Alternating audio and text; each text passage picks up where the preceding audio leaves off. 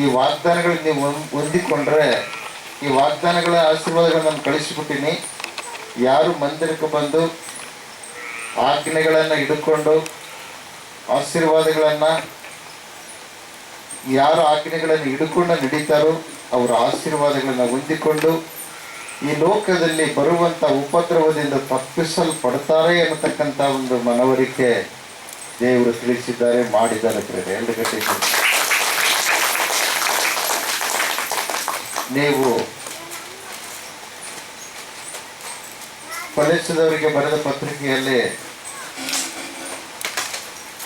ಎಲ್ಲ ಆಡಳಿತ ದೇವರದಂತೆ, ದೇವರೇ ನಡೆಸ್ತಾ ಇದ್ದಾರಂತೆ.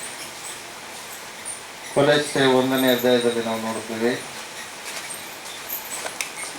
ದೃಶ್ಯವಾದವುಗಳು ಅದೃಶ್ಯವಾದವುಗಳು ಎಲ್ಲವೂ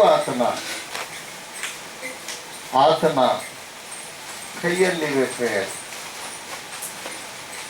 ಇವತ್ತು 144 ಸೆಕ್ಷನ್ ಇಡೀ ದೇಶದ ತುಂಬ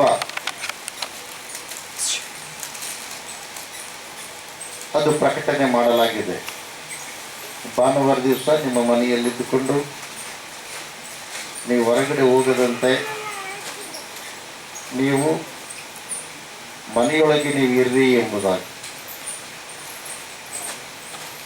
ಇದು ಬೈಬಲ್ ಗ್ರಂಥದಲ್ಲಿ ಬರೆಯಲ್ಪಟ್ಟಿರತಕ್ಕಂಥ ಇದು ವಿಷಯ. ಇವತ್ತು ಮುಂಜಾನೆ ಬೆಳಿಗ್ಗೆ ಅಪ್ಪ ಇದು ಇದೆಯಲ್ಲ, ಇದು ಯೆಶಾಯನ ಬರೆದ ಗ್ರಂಥದಲ್ಲಿ ಇದೆ ಎಂಬುದಾಗಿ ಜನಕರಾಗಿಯರು ತಿಳಿಸಿರುತ್ತಾರೆ. ಯೆಶಾಯನ ಬರೆದ ಗ್ರಂಥ 26ನೇ ಅಧ್ಯಾಯ 20ನೇ ವಚನದಲ್ಲಿ, ನನ್ನ ಜನರೇ ಬನ್ನಿರಿ, ನನ್ನ ಜನರೇ ಬನ್ನಿರಿ, ನಿಮ್ಮ ನಿಮ್ಮ ಕೋಣೆಗಳಲ್ಲಿ ಸೇರಿ ಬಾಗಿಲು ಮುಚ್ಚಿಕೊಳ್ಳಿರಿ, ನಿಮ್ಮ ನಿಮ್ಮ ಕೋಣೆಗಳಲ್ಲಿ ಸೇರಿ ಬಾಗಿಲು ಮುಚ್ಚಿಕೊಳ್ಳಿರಿ. ದೈವ ರೋಷವು ತೀರುವ ತನಕ, ದೈವ ರೋಷವು ತೀರುವ ತನಕ ಒಂದು ಕ್ಷಣ ಅವಿತುಕೊಳ್ಳಿರಿ, ಒಂದು ಕ್ಷಣ ಅವಿತುಕೊಳ್ಳಿರಿ. ಇಗೋ ಯೆಹೋವನು ಭೂನಿವಾಸಿಗಳಿಗೆ, ಇಗೋ ಯೆಹೋವನು ಭೂನಿವಾಸಿಗಳಿಗೆ ಅವರ ಪಾಪ ಫಲವನ್ನ ತಿನ್ನಿಸಬೇಕೆಂದು, ಅವರ ಪಾಪ ಫಲವನ್ನು ತಿನ್ನಿಸಬೇಕೆಂದು ತನ್ನ ಸ್ಥಳದಿಂದ ಹೊರಡುತ್ತಾನೆ, ತನ್ನ ಸ್ಥಳದಿಂದ ಹೊರಡುತ್ತಾನೆ. ಭೂಮಿಯು ತನ್ನಲ್ಲಿ ಇಂಗಿದ್ದ ರಕ್ತವನ್ನ ವ್ಯಕ್ತಗೊಳಿಸುವುದು, ಭೂಮಿಯು ತನ್ನಲ್ಲಿ ಇಂಗಿದ ರಕ್ತವನ್ನು ವ್ಯಕ್ತಗೊಳಿಸುವುದು, ತನ್ನ ನಿವಾಸಿಗಳಲ್ಲಿ ಹತರಾಗಿದ್ದವರನ್ನು ಇನ್ನೂ ಮರೆಮಾಚದು. ತನ್ನ ನಿವಾಸಿಗಳಲ್ಲಿ ಹತರಾಗಿದ್ದವರನ್ನು ಇನ್ನೂ ಮರೆಮಾದದು. ಪ್ರಿಯವಾದವರೇ, ಈ ದೇವರ ರೋಷ ಪಾಪ ಪ್ರಪಂಚದೊಳಗೆ ಭಯಂಕರವಾಗಿದೆ. ಪ್ರಿಯರೇ, ದೇವರ ಕೋಪ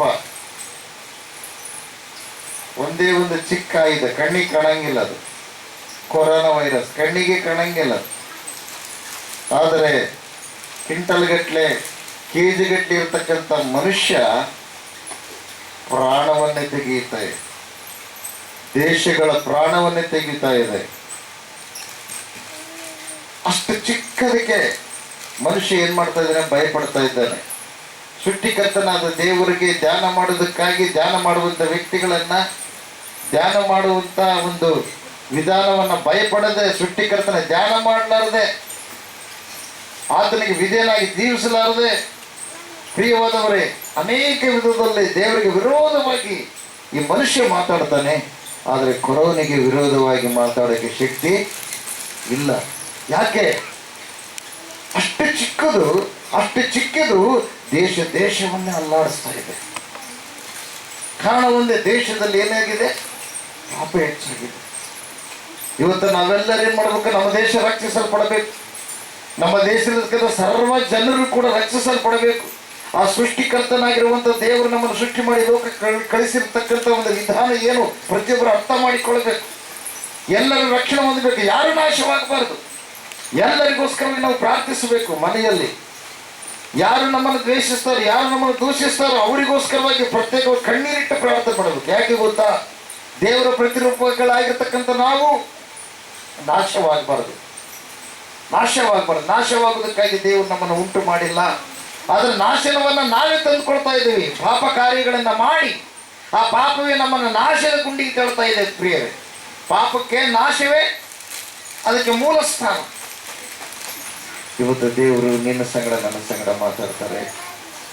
ಇವತ್ತು ಇಡೀ ನಮ್ಮ ದೇಶವು ಪ್ರಿಯವಾದ ಸ್ತಬ್ಧವಾಗಿ ನಿಂತಿದೆ. ಇವತ್ತು ಕಾರಣ ಒಂದೇ, ದೇವರ ವಾಕ್ಯದಲ್ಲಿ ಕೂಡ ಅದು ಬರೆಯಲ್ಪಟ್ಟಿದೆ. ಎಂದೋ ದೇವರು ಬರೆಸಿಟ್ಟಿದ್ದಾರೆ. ಎಲ್ಲ ಗಟ್ಟಿಕೊಂಡು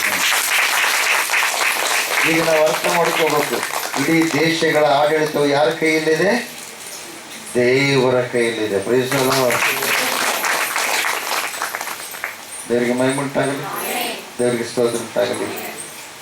ಜಾಗೃತವಾಗಿ ವಾಕ್ಯವನ್ನು ಕೇಳಿದ್ರೆ ಪರಿಶುದ್ಧಾತ್ಮ ಬಲದಿಂದ ನಿನ್ನ ಕರೆಯರು ರಹಸ್ಯ ವಿಷಯಗಳನ್ನು ದೇವರು ತಿಳಿಸಿದವುಗಳನ್ನು ನಿಮಗೆ ತಿಳಿಸ್ತಾರೆ. ಪ್ರಿಯರೇ, ಎಲ್ಲರೂ ಗಟ್ಟಿಯಾಗಿ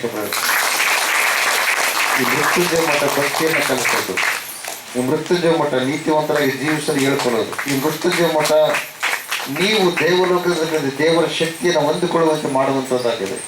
ಈ ಮೃತ್ಯುಂಜಯ ಮಠ ಪರಿಶುದ್ಧರಾಗಿ ಜೀವಿಸುವಂತೆ ಮಾಡುವಂಥದ್ದಾಗಿದೆ. ಈ ಮೃತ್ಯುಂಜಯ ಮಠ ದೇವರು ಆರಿಸಿಕೊಂಡು ನೇಮಕ ಮಾಡಿ ಕರೆಯುವಂಥ ಮಠವಾಗಿದೆ. ಪ್ರಿಯರೇ, ದೇವರಿಗೆ ಮಹಿಮೆ ಉಂಟಾಗಲಿ, ದೇವರಿಗೆ ಸ್ತೋತ್ರ ಉಂಟಾಗಲಿ. ಆಮೇಲೆ